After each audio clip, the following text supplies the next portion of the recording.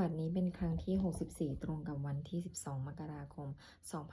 2569ข้าพเจ้านางสาวรัชดาพรถวยขอเปล่งวาจาสาธยายพุทธมนต์ถวายเป็นพุทธบูชาธรรมบูชาสังฆบูชาและเป็นอาจาริยบูชาแด่องค์พระควัมปฏิเถระเจ้าองค์หลวงปู่สำเร็จรุ่นหลวงปู่บุญเดชหลวงปู่ศิลาตลอดทั้งครูบาอาจารย์ผู้เป็นเจ้าของมิจฉาจินดามณี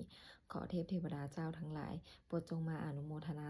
ในการสวดสาธยายของข้าพเจ้านี้ขออานุภาพคุณพระรัตนตรัยครูบาอาจารย์และเทพเทวดาทั้งหลายโปรดจงบันดาลให้จิตของข้าพเจ้าเป็นสมาธิอันควรแก่การสวดสาธยายมนต์ต่อไปบทสวดชุมนุมเทวดาสามันตาจักรวาเลสุอันตราคฉันตุเทวตาสัทธรรมังมุนิราชาสัสสุนันตุสักขะโมฆะถังสักเขกาเมจารูเปคิริสิกขาราตเถจันตริเขวิมาเนทีเปรเถจักคาเมตะรูวนาคาหาเนเคหาวัตถุมหิเคเตภุมมาจายันตุเทวาชาราธาราวิสเมยะคาคันทัพพานาคาตินหันตาสันติเกยังมุนิวาราวจนังสาทโวเมสุนันตุธรรมสวนาการยัมปทันตาธรรมสวนาการยัมปทันตาธรรมสวนาการยัมปทันตา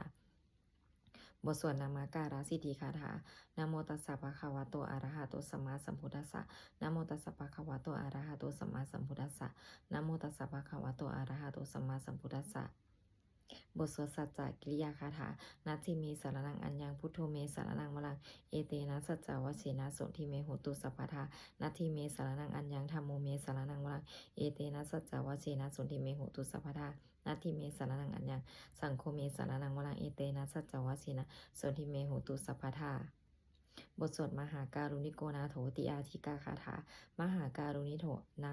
มหาการุณิโกนาโถอาทายาสัพพะปานินางปุริตวาปารมีสัพพะปัตโตสัมโพธิมุตตมังเอเตนะสัจจวเสนะมาโหนตุสัพพุปัทวามหาการุณิโกนาโถหิตายาสัพพะปานินางปุริตวาปารมีสัพพะปัตโตสัมโพธิมุตตมังเอเตนะสัจจวเสนะมาโหนตุสัพพุปัทวามหาการุณิโกนาโถสุขายาสัพพะปานินางปุริตวาปารมีสัพพะปัตโตสัมโพธิมุตตมังเอเตนะสัจจวเสนะมาโหนตุสัพพุปัทวาบทสวดมหาสมัยสูตรเอวเมสูตังเอกังสัมมายังภควาสเกสุวิหารติกัปปิลาวัตถุสมิมหาวาเนมหาตาภิกขุสังเคนะสัทธิมปัจจมาเตหิภิกขุสัตเตหิสเพหิวะอรหันเตหิทัสสหิจโลกาธาตุหิเทวตายเยเพนะสันนิปติตาโหติภาควันตังทัสสนายะภิกขุสังคัญจะอาราโคจตุนังสุทาวาสกายิกานังเทวานังเอตตาโหสีอายังโขภควาสเกสุวิหารติกัปปิลาวัตถุสมิมหาวาเนมหาตาภิกขุสังเคนะสัทธิมปัจจมาเตหิภิกขุสัตเตหิสเพหิวะอรหันเตหิทัสสหิจโลกาธาตุหิเทวตาเยปุเยนะสันนิปติตาโหติภาวันตังทัสสนายะภิกขุสังคัญจะยันนุนามยัมปิเยนะภควาเตนุปสังกเมยามะอุปสังกมิตวาภควะโตสันติเกปัจเจกคาถาภาเสยมาติอาราโคตาเทวตาเสยทัพปีนามาภาราปุริโสสัมมัติตังวาภาหังปัสสาเลยะปัสสาลิตังวาภาหังสัมมิเทวะเอวะเมวะสุทาเวเสสุเทเวสุอันตราหิตาภควะโตปุระโตปะตุระหังสุอาราโกตาเทวตาภควันตังเอพิวะเทตวาเอกามันตังอรหังสุเอกามันตังทิตาโกเอกาเทวตาภควะโตสันติเกอิมังคาถาอภาสิมหาสมัยโยปวานาสมิเทวกายาสมาคตาอาคาตมหาอิมังหามัสสมัยังคกิตายิวะอปาราชิตสังกันติอาราโกอปาราเทวตาภควะโตสันติเกอิมังคาถาอภาสิตตลาภิกโวสัมมาทาหังสุจิตังอัตโนอุชุกมังกังสุสาราธิวะเนตานิขาเฮตวาอิทิยานิรักขันติปันทิตาติอาราโกอปาราเทวตาภควะโตสันติเกอิมังคาถาอภาสิเชตวาคิรังเชตวาปาริคังอินทาคิรังโอหัจจมามิสาเตจารันติสุทาวิมาราจักขุมาตาสุทันตาสุสุนาคาติอาราโกอปาราเทวตาภควะโตสันติเกอิมังคาถาอภาสิเยเกจิพุทธังสารนังคาเตคาตาเสนาติคามิสันติอปายาภูมิปหายามานุสันติหังเทวกายังปริปุเรสันติติอาราโคภควาภิกขุอามันเตสิเยปุเยนะภิกขเวทัสสะสุโลกาธาตุสุเทวตาสันนิปติตาโหติตถาคตังหัสสนายะภิกขุสังคัญจายเยปิเตภิกขเวอเหสุงอติตมัทธานังอาราหันโตสัมมาสัมพุทธะเตสัมปิภควันตานังอิตปรามยวะเทวตาสันนิปติตาเหสุสยถาปีไมหังเอตาระหิเยปิเตภิกขเวภวิสันติอนาคตมัทธานังอรหันโตสัมมาสัมพุทธะเตสัมปิภ คะวันตานังเอตปรามายวะเทวตาสนิปติตาภวิสันติสยะหะปิไมหังเอตาระหิอจิคิสามิภิกขเวเทวกายานังนามานิกิตายิสามิภิกขเวเทวกายานังนามานิเทศิสามิภิกขเวเทวกายานังนามานิตังสุนาถาสาธุกรรมนาสิกาโลทาภาสิสัมเมติเอวัมพันติติโขภิกขุภควะโตปัจจสสมภควะเอตทาโวจะสีโลกามานุกัสสามิยถาภุมมาตถาสิตาเยสิตาคิริขภารังปหิตตาสมาหิตาปุถุสีหาวาสาลีนาโลมาหันสัมพิโนโอทาตามานัสสาสุทาวิปัสสนามนาวิลาภิญโยปัญจสเตยตวะวะเนกปิลาวัทเวตโตอามันตยิสทาสาวเกสาสเนละเตเทวกายาอภินกันตาเตวิชนาถาภิกขโวเตจะอาตาปะมังกลุงสุตวะพุทธศาสนังเตสัมปตุราหุยานังอมานุสานาทัสนาอภิเกสตามาทาคุงสหัสสังอาทาสัตริสตังเอเกสหัสสานังอมานุสานามาทัสุงอภิเกนันตามาทักคงทิสาสภาพุทธาหุงตันจะสัมผังอภิญญาวะกิตวานาจักกุมาตโตอามันตยิสถาสาวเกสาสเนนะเตเทวกายาอภิญกตาเตวิชนาทัพพิโก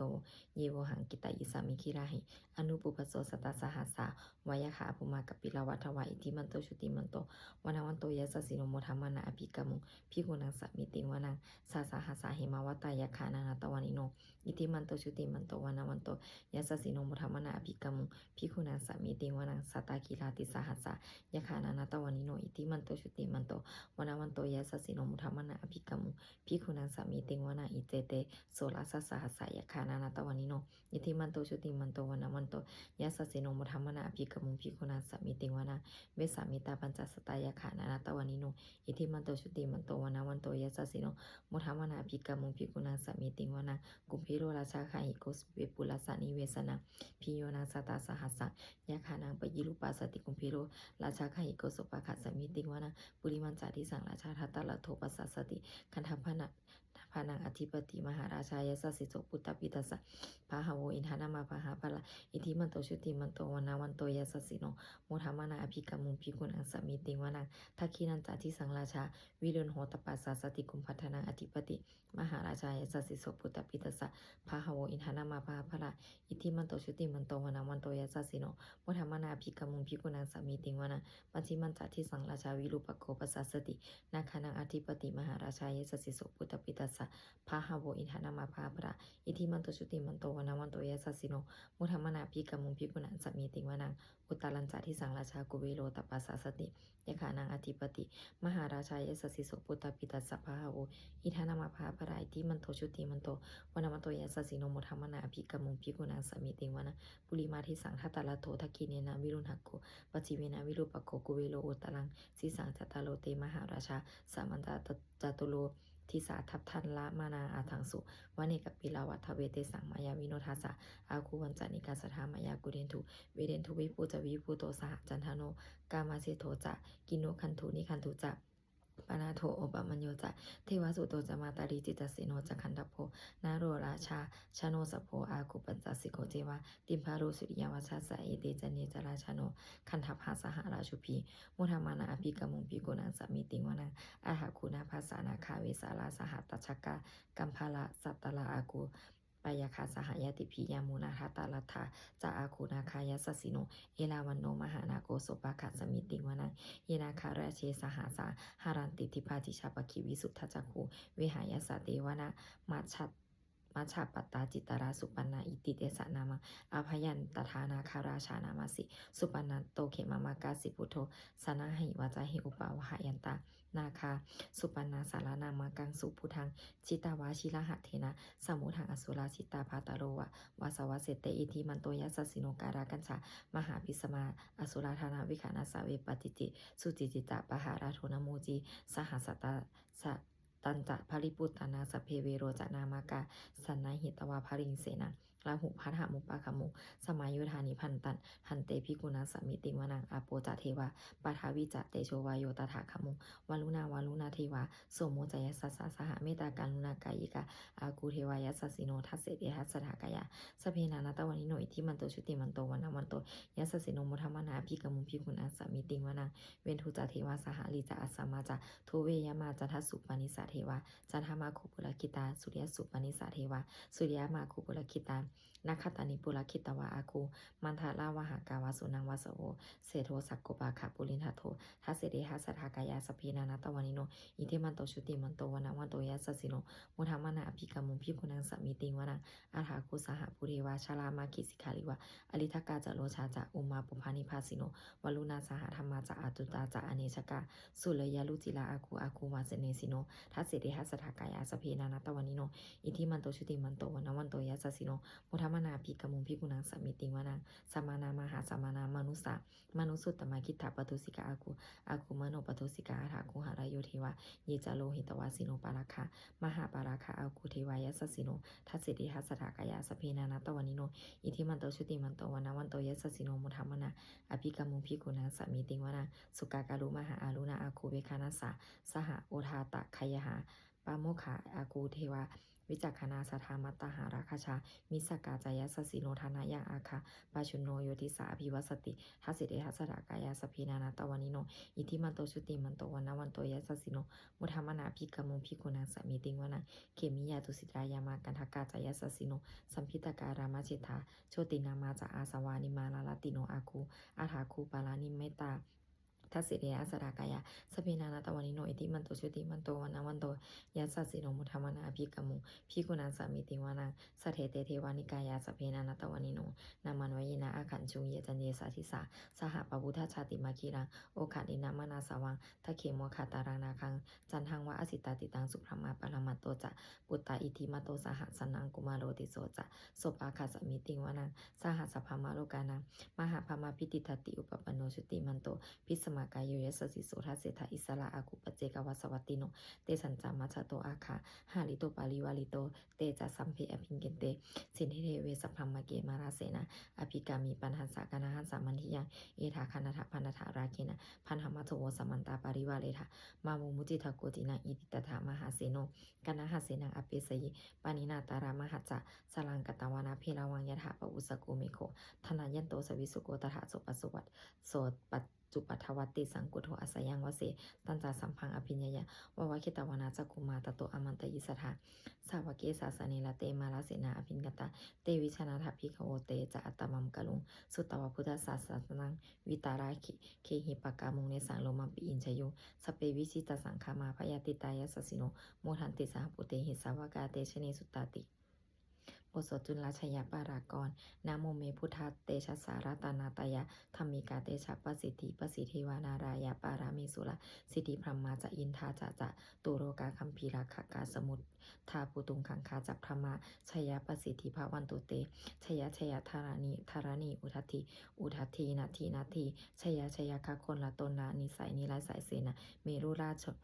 ชาพลนาราชีชยคัมภีรสมพีนาเคนธนาคีปีศาจปูตาการีชยทุนนิมิตาโรคีชยสิงกีสุธาธานามุขชา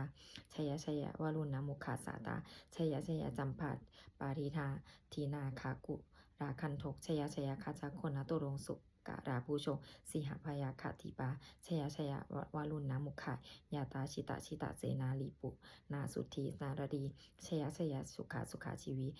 ชยธานิตเรสัทธาสุช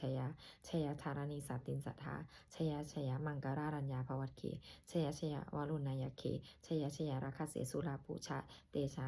ชยพรหมเมธาคานาชยราชาธิราชชัย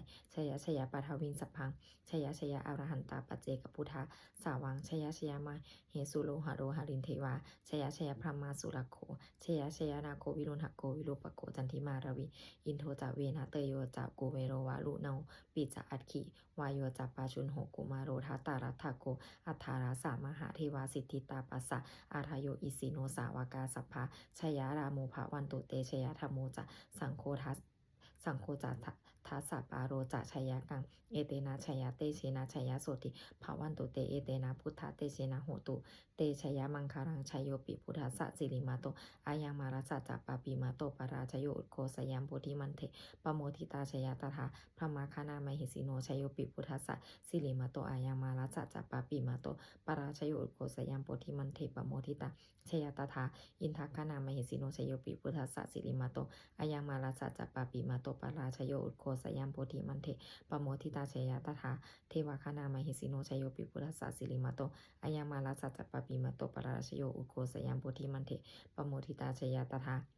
สุปันนคณามหิสิโนชยโยปิปุรัสสะพุทธัสสะสิริมาโตอายังมาลาสะจัปปปิมาโตปราชโยอุโกสยัมโพธิมันเถปโมทิตาชยตถานาคาคณามหิสิโนชยโยปิพุทธัสสะสิริมาโตอายังมาลาสะจัปปปิมาโตปราชโยอุโกสยัมโพธิมันเถปโมทิตาชยตถาสัพพมะคณามหิสิโนชยันโตปุริยามุเลสกยานังนันทิวัฒโนเอวังตวังวิเชโยโหหิชยสุชยมังคะเรอปาราชิตาปาลังเกสิเทปะทวิโปคะเรอภิเสเกสัพพพุทธานังอกัปปตโตปโมทัตติสุนาคาตังสุมังคลังสุปภาตังสุโหติตังสุขโนสุมุโหโตจัสสุยิหังพระมาจาริสุปรักขินังกายกัมมังวาจากัมมังปรักขินังปรักขินังมโนกัมมังปณิทิเตปรักขินาปรักขินานิกัตตวานานาพันตันเตปรักขิเนเตอัฏฐรัตถสุขิตาวิรุณหาพุทธศาสเนอโรคาสุขิตาโหทะสหสพเพหิยาติพิสุนันตุโพนโตเยเทวาอาสมิงทาเนอธิกตาทิกายุกาสถาหนตุสุขิตาหนตุสัพพารารักขันตุสัพพะสัตตานังรักขันตุชินาศาสนายากาจิปทานาเตสังสัพเพปูเรนตุมโนลาถายุตากาเรปวัสสันตุวัสสังวัสสาวาราหกาโลคาจุปัทวาเตสังนิวาเรนตุจัสสัมภารากายสุขังจิตตสุขังอรหันตุยะถาราหังบทสวดธรรมานิยามมาสุตังเอวเมสุตังเอกังสัมมายังภะคะวะสาวาทิยังวิหารติเชตวาเนอนาคปินทิกัสสะอาราเมตตะละโคภะคะวะภิกขุอามันเตสิภิกขวติพระทันเตติเตภิกขุภะคะวะโตปัจจสสงภะคะวะเอตถาวจาอุปาทาวาภิกขเวตถาคตานังอนุปาทาวาตถาคตานังทิตาวะสาธรรมะ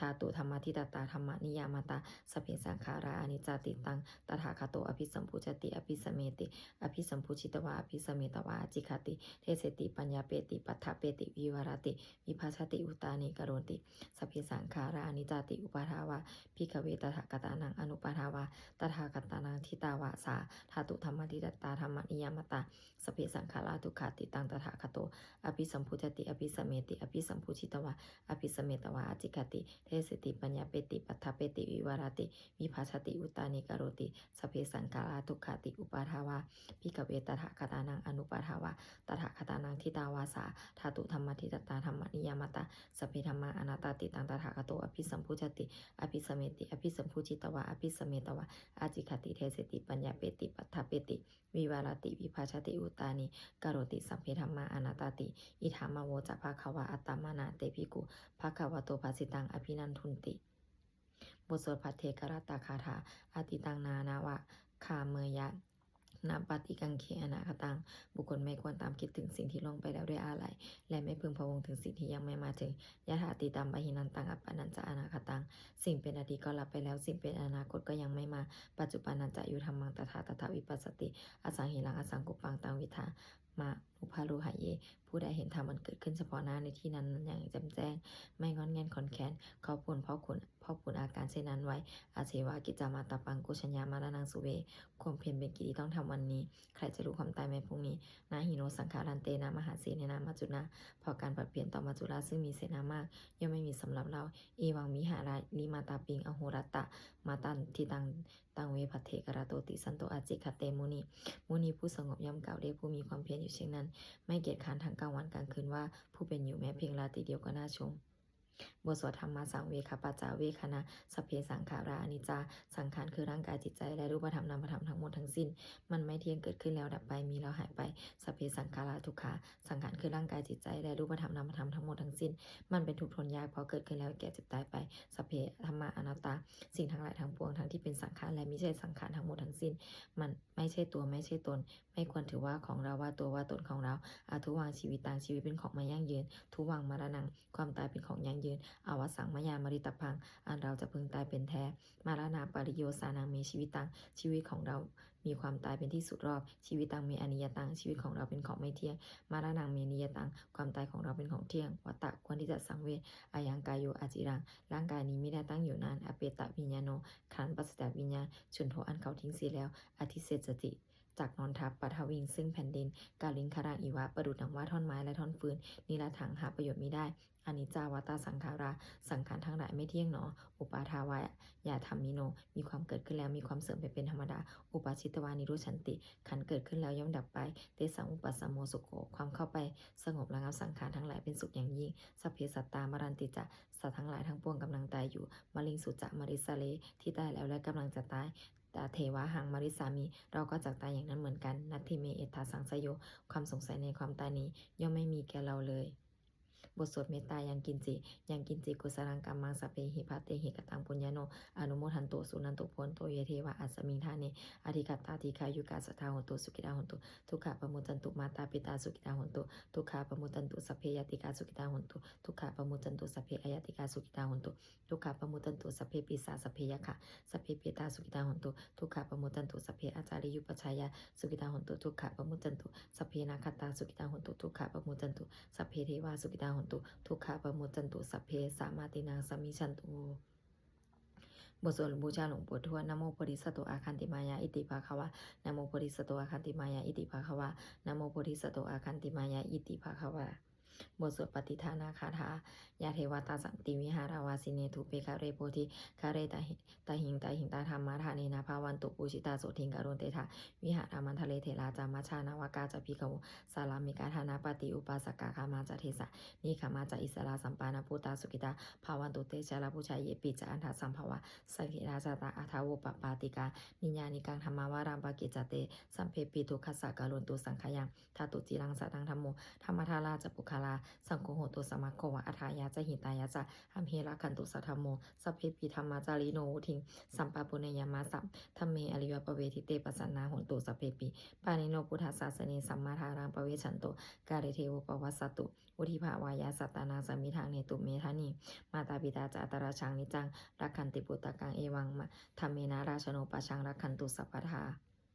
บทสวดเทวตาอุโยชนะคาถาทุกขปัตตาจนิทุกขพยปัตตาจนิพยาโสดกับปัตตาจนิโสกาหุนตุสัพเพปิปานิโนเอตาวตาจามีสัมปตังปุญญาสัมปทานสัพพิเทวานุโมทันตุสัมภาสัมปติสิทธิยาทานังทันตุสัทธายาสีลังละขันตุสัพพทาทะภาวะนาภาริตาหุนตุขัดฉันตุเทวตาคตา